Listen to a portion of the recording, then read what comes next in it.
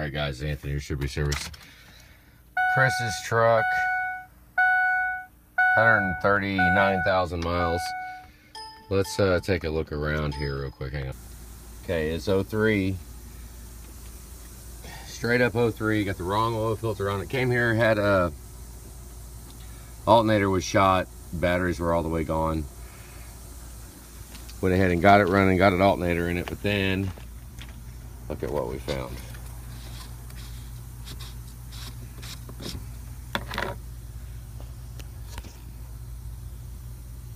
Can you see it? Shit. There you go. Okay, so not quite, but almost Operation Milkshake, which is oil cooler. Damn, the brake fluid is low. Low brake fluid. I wonder if we got pads about to go. Who knows? Maybe be ready for a brake job. Who knows? This is 03. We did have a coolant leak. You can see residue right here, but the hoses are swollen up because it's got oil in the coolant. So it's kind of it's a tough gig right there because oil cooler, and then I would actually replace everything that touches coolant that is rubber, which means radiator is going to start leaking. You see it's a little wet right there. I mean, coolant pump, you know, or you can just run with all the parts, and as they start to leak, you can replace them. But they have all been compromised because of the oil and the coolant. You know, that would wind up being one of our intakes. Let's see, I can't see that in there. Looks like it has an EGR cooler in place. This is 03, so if we're gonna put our intake on it, we'd have to, this intake would go away because I don't use 03 intakes. We're gonna go do a cold start diag test. We gotta get that oil filter off of there. We gotta quit using them. That's not, you know, just they're pretty much junk. All right, hang on. All right, there's a whole bunch. A lot of this is probably from alternator going bad. Just transfer case. Whole bunch of those are battery too low, oil pressure switch, water and fuel. Holy freaking crap. All right, hang on. Jesus. Okay, so boost control solenoid, VGT solenoid, or damn, this thing had to have no boost. 06A, it's all air. 03 uses inferred EVP. Insufficient flow, I wonder if it's deleted. It might be welded shut. Voltage low. Damn, AC relay. Glow plug 4. Cylinder number 8, glow plug. 132B really freaking sucks. Supply voltage, that's probably from it being dead. You got cam in, crank sensor codes. Pretty much every single code that you can have in a vehicle. Seat belt. I mean, when the batteries go dead, it does crazy freaking crap. So let's not, actually what I'm going to do, well, no, I'm not going to clear it yet because this is 03 with inferred EVP. So this, they did away with the exhaust back pressure sensor on 03s. And now they use the map sensor and the mass airflow to guess what the exhaust back pressure is. It's very, very problematic if you have exhaust leaks or turbo sticking or any issues. It's very problematic. So to get it all set up is a freaking drag. So let's go ahead and get some screens set up, and let's see if we got feign strategy and all that learned. Hang on. Okay, it's saying it learned. That's saying it has a learned strategy in it, so hang on. All right, we're gonna go ahead and look at injectors right now. Let's get the key on. ICP volts is low. It's probably leaking oil. We'd like to see 0.19, 0.2. So we probably got an oil leak back there. I wouldn't doubt it. Here we go. Watch the freaking volts.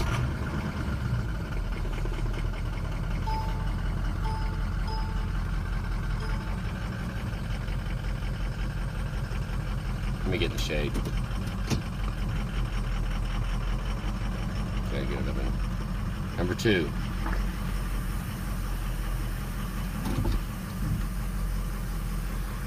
Okay, let's shut off compensation right here.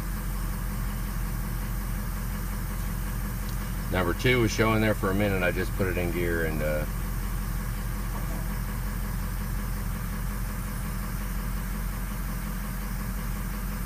see how number 6 is showing pretty low.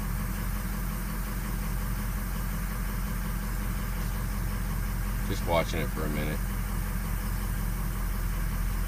Oh, there goes number 4.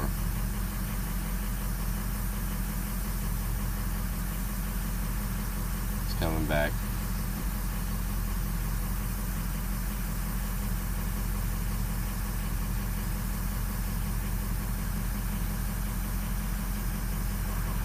Six is still low. I was seeing number 2 at the very first cold start. 4 and number 6. We're gonna let it warm up for a little bit, and we'll see if they come back. Which, if we shut this off, they probably will. This is a computer compensation. We'll just watch for a minute. Let's go ahead and let it warm up. Hang on. All right, we got.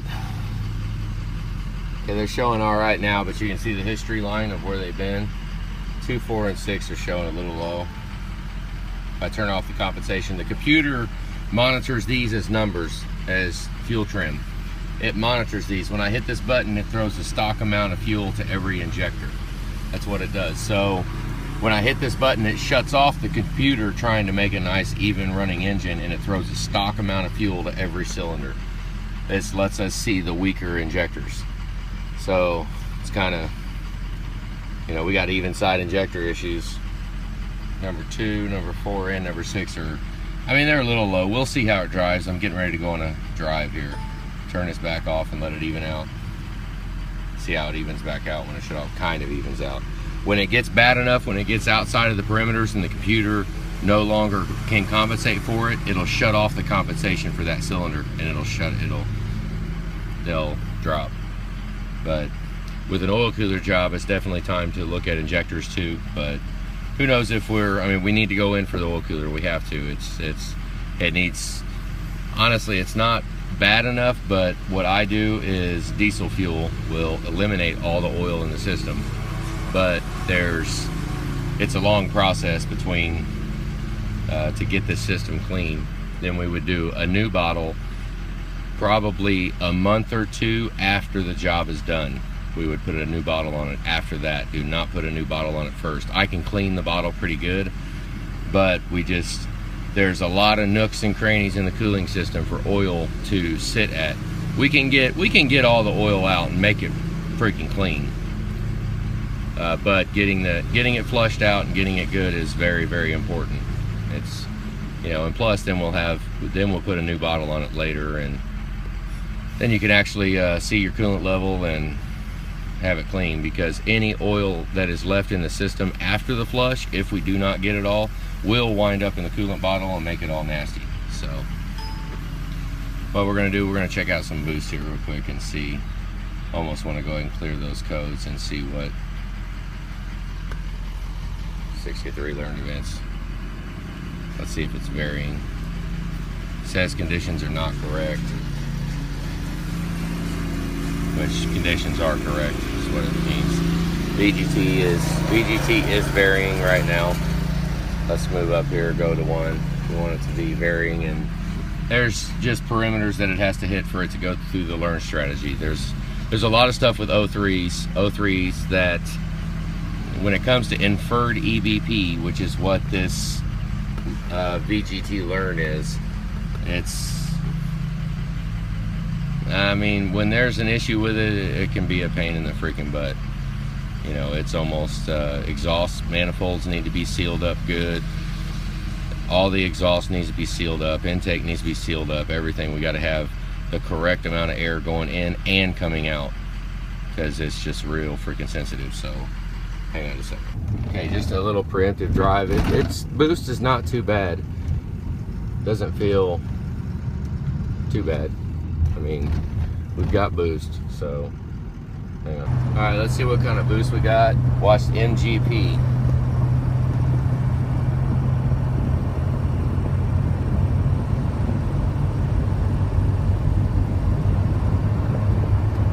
I'm in it.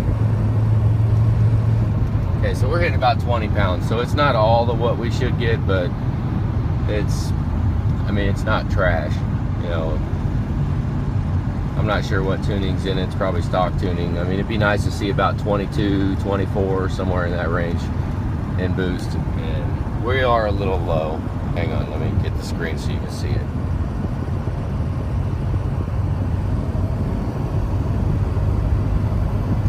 I'm in it pretty good right there. We're hitting about 20, so we're a couple pounds low.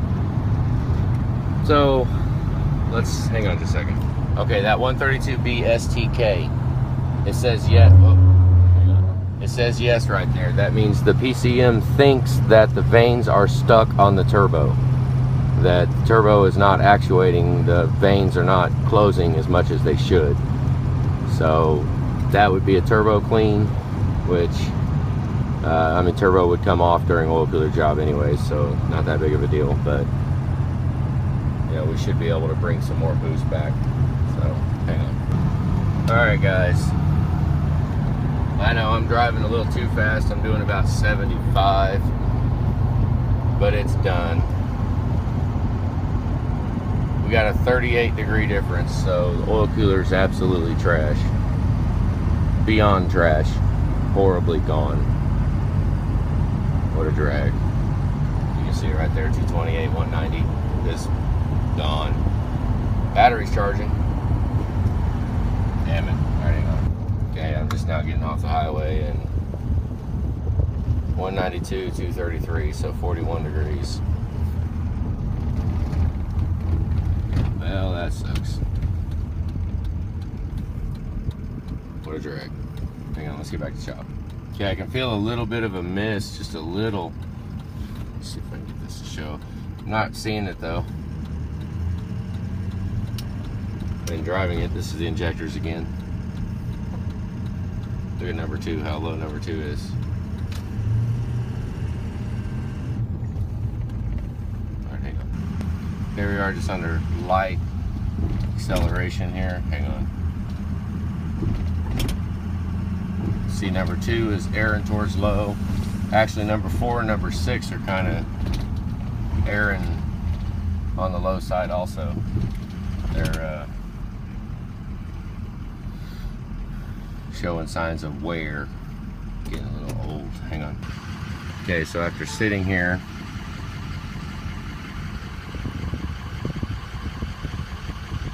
yeah, we're still at, what, 36 degrees? 36-degree difference, so oil cooler's shot. So I mean, I would also ICP sensor back in the back, volts are a little low, check it out, see if the pigtail, oh yeah, look, it's leaking out right now. Oh, it's cracked radiator. You see it right there, see the crack right there, see it bubbling. Okay, so, which, I mean, I would be pushing to replace the radiator anyways because of the fuel in the coolant, or the oil in the coolant. Petroleum and rubber don't get along when they're mixed with each other for a long time. So, basically, diesel flush. Not driving it, but I would put a diesel flush on it. Look, it looks like it's leaking right there too. Which, put it in the bay, drain the coolant, put diesel in it. The bummer is we cannot do a VC9 chemical flush to clean the iron, to clean the cast iron, the block, the passageways and the heads and all that. That's what I would ideally like to do before an oil cooler job, but what I do is I put diesel in it, let it sit in the bay for about 10-15 minutes, let it run, get all the way up to temperature, thermostat open with the diesel in it. It will eliminate all the oil. Completely eliminate it. Then I would fill it up with water and put Dawn dish soap, like half a bottle of Dawn dish soap, after it's full of water. Then the dish soap will not be able to foam because there's no air in the system.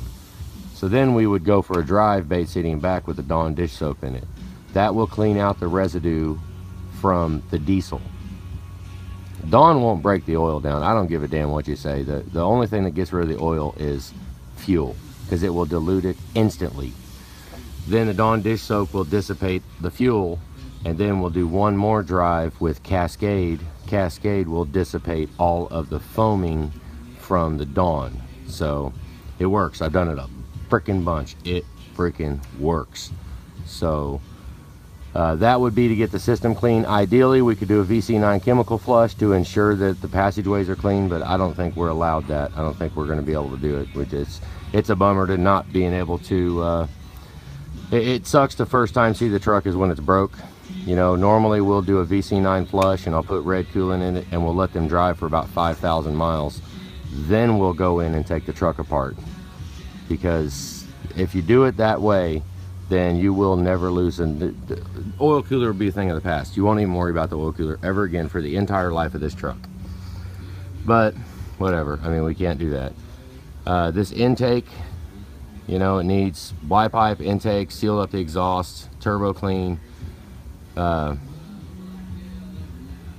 radiator, upper lower rad hoses. I'd go ahead and replace the heater core tubes going along, degas bottle, both these hoses, thermostat, coolant pump, everything that touches coolant. I mean, unless you want to just run along and fix coolant leaks as they arise, because they will arise, and eventually you will be replacing every single hose on this truck. Just because of how the oil just contaminates it. It's hard on it, so it will eventually go. So quick video. I don't know, injectors 2, 4, and 6 questionable, shaky. Yeah, we don't have a whole bunch of coolant pressure. My hillbilly head gasket test is to squeeze the upper rad hose, but we have a crack in the radiator. So, you know, as far as testing head gaskets, we really can't do that. We could fix the radiator, and then, I mean, the oil cooler would be another one too. You know, I mean, it just sucks to do a test when you're testing coolant pressure when you do not have a healthy cooling system. You know, it's pretty bad. See, we got a little bit of dripping going on there, but needs both caps, the fuel filter cap and oil filter cap. That is the wrong cap. That's trash. I don't know, that's a pretty good laundry list right now. That's what I'm seeing. So damn, that's it. All right guys, well, what a drag, because it's a clean truck. Damn it, we just got to do some work under the hood to get it up to par so you can drive it. All right guys, that's it. Have a good day.